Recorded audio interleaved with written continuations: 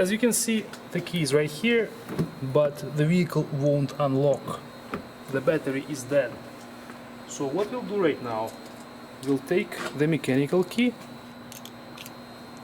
like this, and now we'll be able to unlock this door.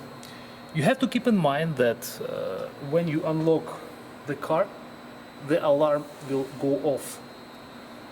To disengage the alarm, we'll have to use this side of the key and press with the Lexus logo against engine start and stop button.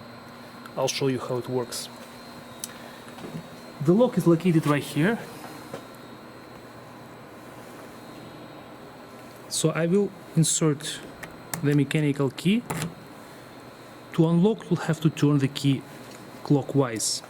And as I said, be ready, the alarm will go off.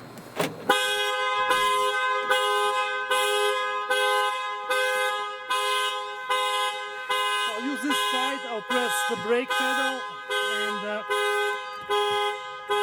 press against the key. Now I have to start the car, and only now the alarm will disengage.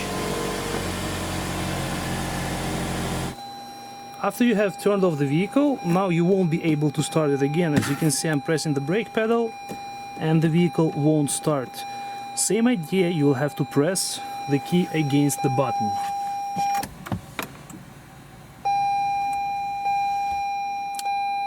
As you could see, now the vehicle recognized the key, and only now you will be able to start the engine.